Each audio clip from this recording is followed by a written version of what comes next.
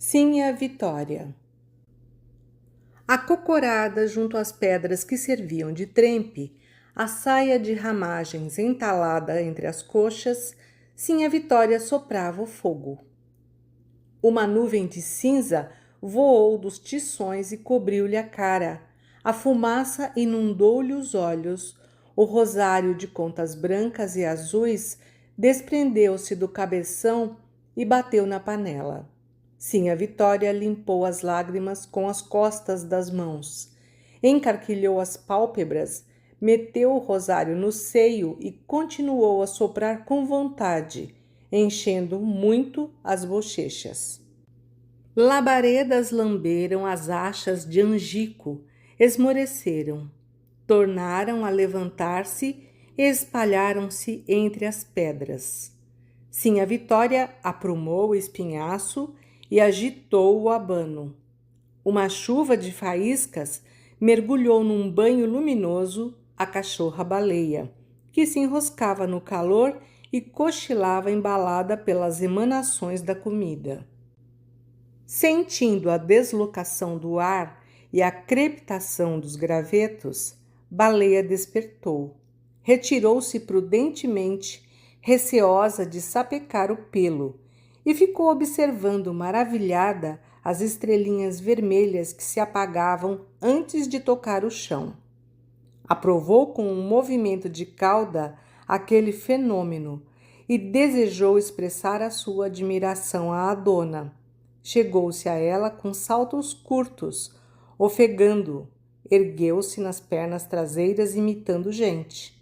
Mas Sinha Vitória não queria saber de elogios. Arreda! Deu um pontapé na cachorra, que se afastou humilhada e com sentimentos revolucionários. Sinha Vitória tinha amanhecido nos seus azeites. Fora de propósito, dissera ao marido umas inconveniências a respeito da cama de varas. Fabiano, que não esperava semelhante desatino, apenas grunhira. E amunhecara, porque realmente mulher é bicho difícil de entender. Deitara-se na rede e pegara no sono. Sinha Vitória andara para cima e para baixo, procurando em que desabafar.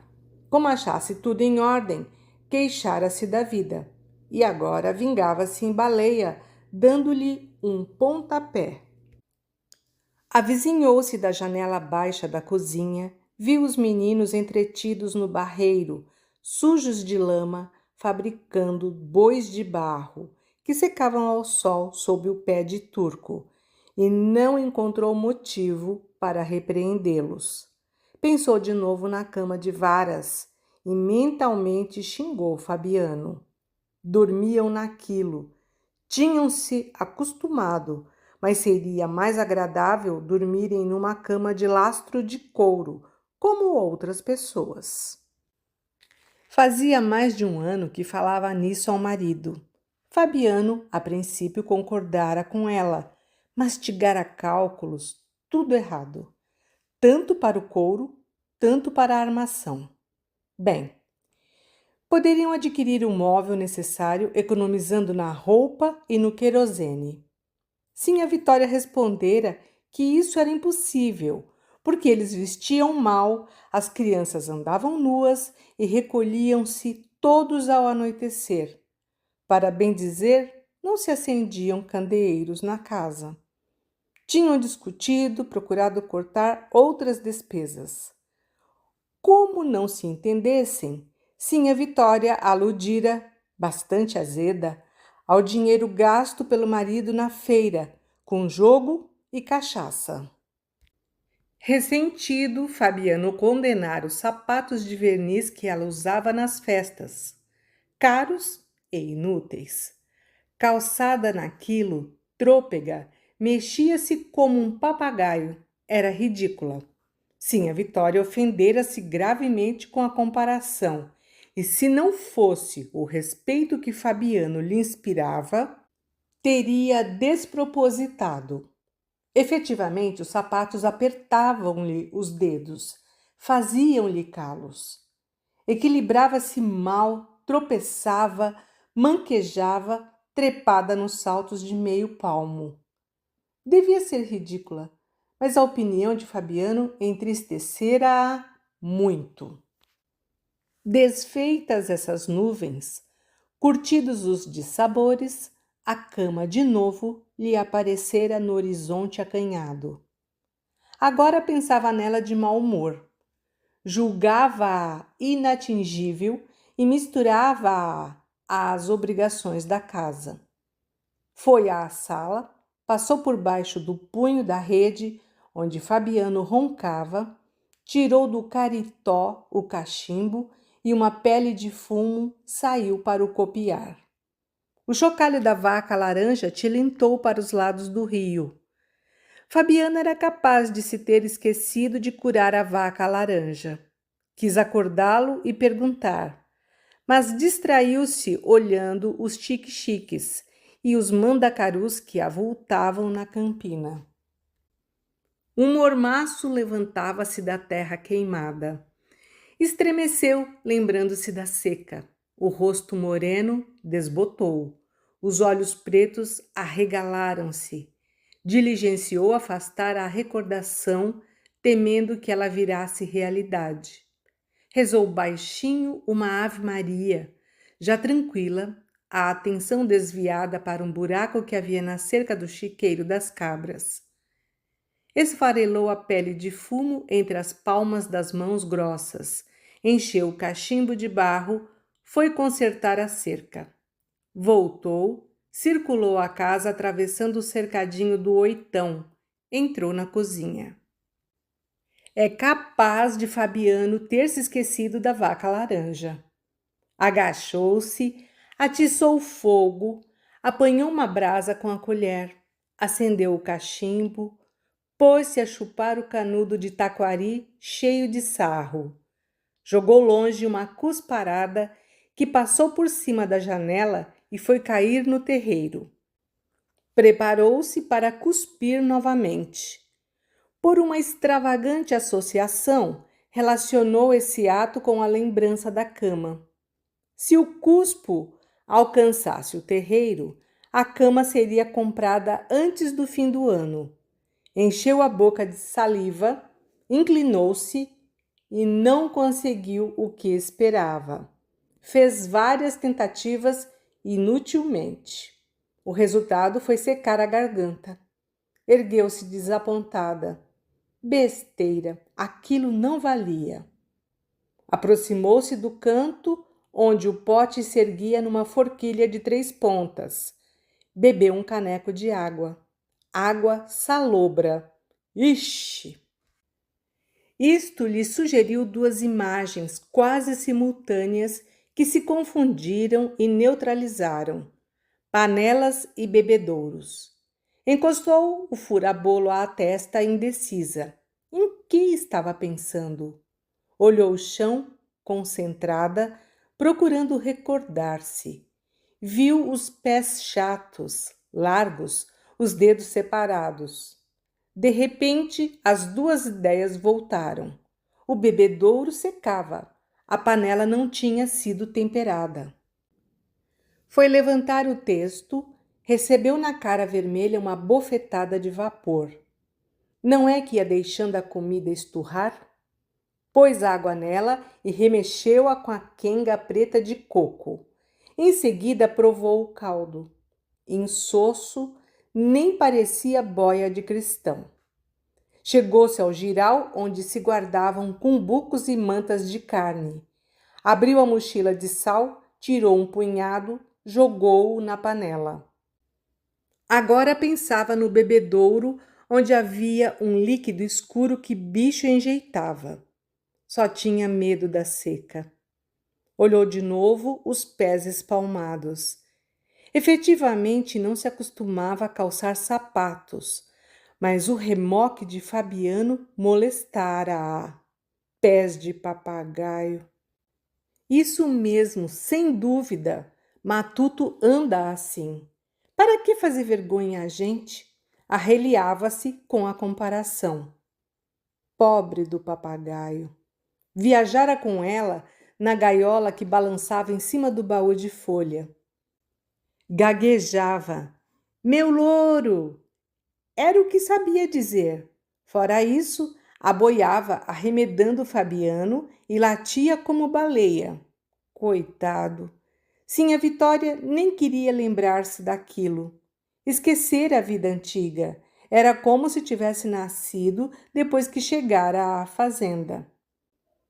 A referência aos sapatos abrira-lhe uma ferida e a viagem reaparecera. As alpercatas dela tinham sido gastas nas pedras. Cansada, meio morta de fome, carregava o filho mais novo, o baú e a gaiola do papagaio. Fabiano era ruim, mal agradecido. Olhou os pés novamente. Pobre do louro. Na beira do rio, matara-o por necessidade, para sustento da família. Naquele momento, ele estava zangado, fitava na cachorrinha as pupilas sérias e caminhava aos tombos, como os matutos em dias de festa. Para que Fabiano fora despertar-lhe aquela recordação? Chegou à porta, olhou as folhas amarelas das catingueiras. Suspirou. Deus não havia de permitir outra desgraça. Agitou a cabeça e procurou ocupações para entreter-se. Tomou a cuia grande, encaminhou-se ao barreiro, encheu de água o caco das galinhas, endireitou o poleiro. Em seguida, foi ao quintalzinho regar os craveiros e as panelas de losna e botou os filhos para dentro de casa, que tinham barro até nas meninas dos olhos. Repreendeu-os. Safadinhos, porcos, sujos como... Deteve-se. Ia dizer que eles estavam sujos como papagaios.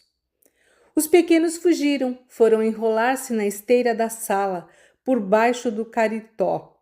E sim, a Vitória voltou para junto da trempe, reacendeu o cachimbo. A panela chiava. Um vento morno e empoeirado sacudia as teias de aranha e as cortinas de pucumã do teto. Baleia, sob o giral, coçava-se com os dentes e pegava moscas.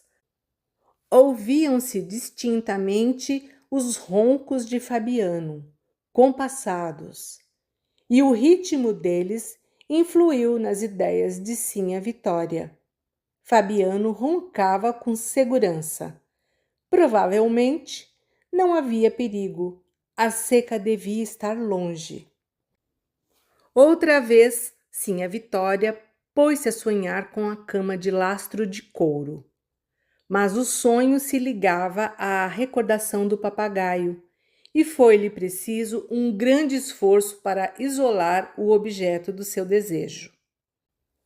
Tudo ali era estável, seguro.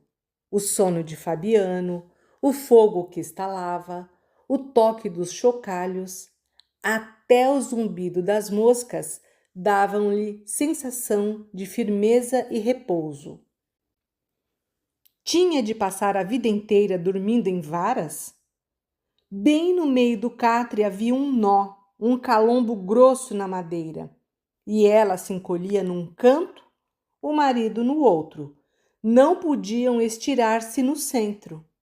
A princípio não se incomodara. Bamba, moída de trabalhos, deitar-se-ia em pregos. Viera, porém, um começo de prosperidade. Comiam, engordavam, não possuíam nada. Se retirassem, levariam a roupa, a espingarda, o baú de folha e troços miúdos. Mas iam vivendo na graça de Deus. O patrão confiava neles e eram quase felizes. Só faltava uma cama. Era o que aperreava assim a Vitória. Como já não se extasava em serviços pesados, gastava um pedaço da noite parafusando. E o costume de encafuar-se ao escurecer não estava certo, que ninguém é galinha. Nesse ponto, As ideias de Sinhá Vitória seguiram outro caminho que pouco depois foi desembocar no primeiro. Não era que a raposa tinha passado no rabo a galinha Pedrez? Logo a Pedrez, a mais gorda, decidiu armar um mundel perto do poleiro. Encolerizou-se. A raposa pagaria a galinha Pedrez. Ladrona! Pouco a pouco, a zanga se transferiu. Os roncos de Fabiano eram insuportáveis. Não havia homem que roncasse tanto. Era bom levantar-se e procurar uma vara para substituir aquele pau amaldiçoado que não deixava uma pessoa virar-se. Por que não tinham removido aquela vara incômoda? Suspirou. Não conseguiam tomar resolução. Paciência. Era melhor esquecer o nó e pensar numa cama igual a de seu Tomás da Bolandeira. Seu Tomás tinha uma cama de verdade, feita pelo carpinteiro. Um estrado de sucupira alisado a enxó, com as juntas abertas a formão, tudo embutido direito, e um couro cru em cima, bem esticado e bem pregado. Ali podia um cristão estirar os ossos.